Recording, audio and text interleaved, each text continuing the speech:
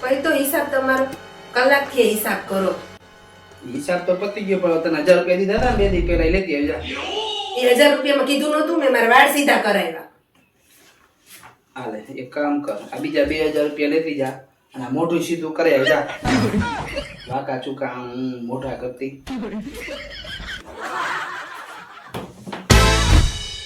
Phone લઈ તો મારે ફોટા જોવાતા. પાસવર્ડ શું હે? આપણા લગ્નની તારીખ. કાંઈ વાંધો નહીં, નથી જોવા હાલ.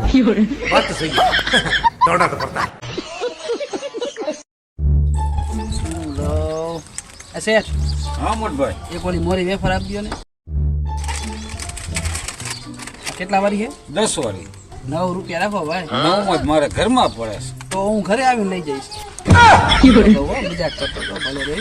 હવે એક ઓલું ગાંઠિયાનું પેકેટ આપો 500 ગ્રામ વાળું, અને એક સેવનું પેકેટ આપો 500 વાળું.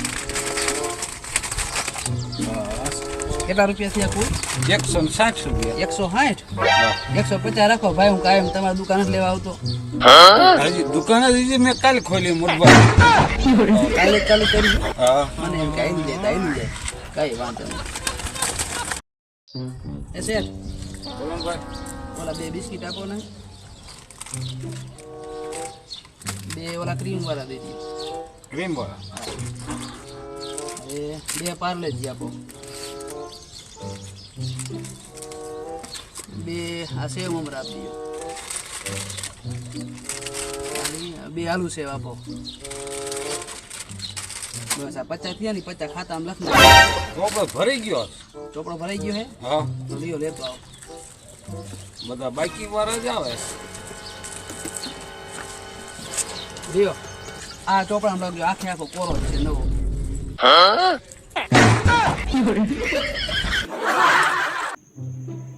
નીલમ આ મહિનાનો હિસાબ બધો લખતો હતો. તે ઘરનો હિસાબ રાખ્યો હે આ મહિનાનો. હા તો લેતી આમ જાન. ચાલો લેતી આવો.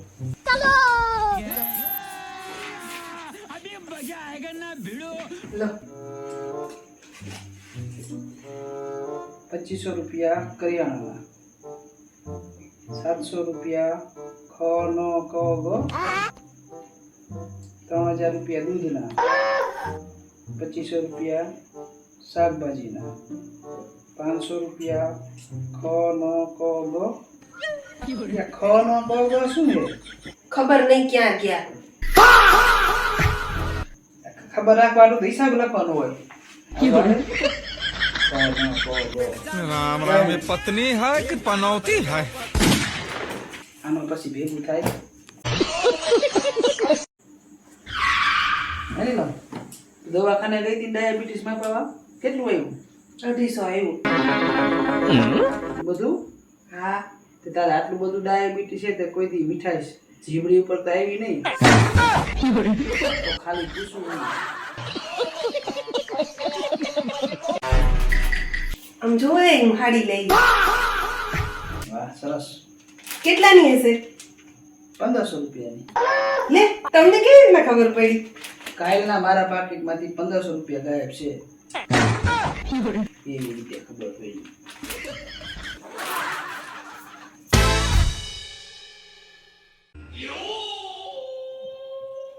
લગન પેલા કેવું કેવું કરી હતી કે તમારા માટે હું બધું કરીશ.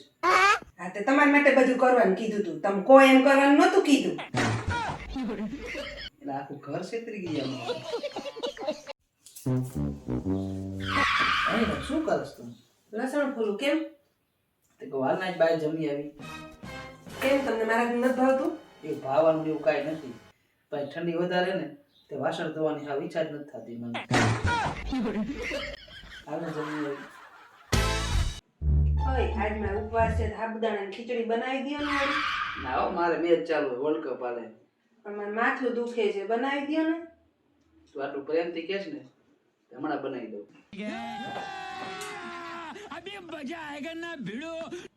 હે સાબુદાણાની ખીચડી તો બનાવી નાખું, પણ એમાં સાબુ કયો નાખવાનો? લાવ હું જ બનાવી નાખીશ.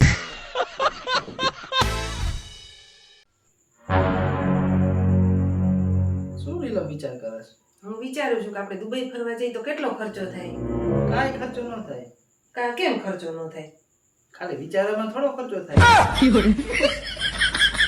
અહીંયા જાય તો ખર્ચો થાય. તમે લોટ ક્યાંથી લાવ્યા છો? કેમ શું થયું? બધી રોટલી બળી ગઈ.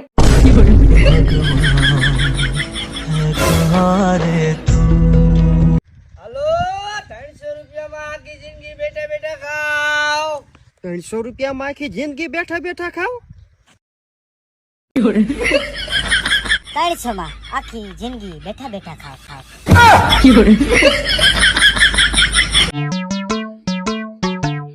ક્યાં ગયા તા? ક્યારની વાત જોઉં છું. આમ જો હું તારા હાટુ હું લેવા હું લાવ્યા? હું જો આમાં જે છે એ તું મને કહી દે ને તો બધે સફરજન તારા, અને આમાં કેટલા સફરજન છે એ તું મને કહી દે ને તો 8 સફરજન તારા. હા. બોલ આમાં શું છે? પણ બહુ અઘરો સવાલ કરી નાખ્યો. થીમ આપો તો થાય. ये सब क्या देखना पड़ रहा है? अच्छा है. આજ ખાવામાં શું બનાવવાનું? સેવ ટમેટાની શાક ને રોટલી. ભાઈ આવે છે કંઈક બનાવીને સારું. ભાઈ જ આવે છે, કોઈ વીઆઈપી જ નથી થતું ને ખાઈ લે સેવ ટમેટાની શાક ને રોટલી. તો તારો ભાઈ આવે છે. વેલા કેવાય ને કઈક લઈ આવું ને જાવ ને. વીઆઈપી નથી, સેવ ટમેટાનું શાક જ ખાઈ લે.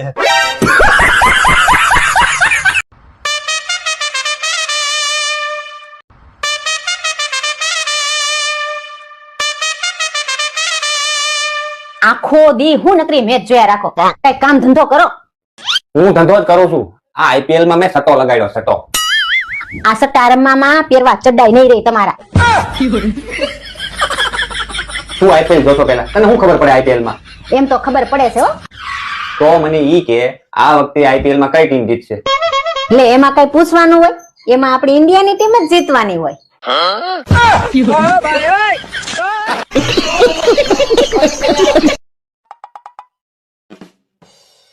અરે આપણા સમાજના એક ભાઈ મળ્યા હતા, તેમ કહેતા હતા કે તમારા ધ્યાનમાં કોઈ સારી છોકરી હોય તો બતાવજો ને મારા છોકરા માટે.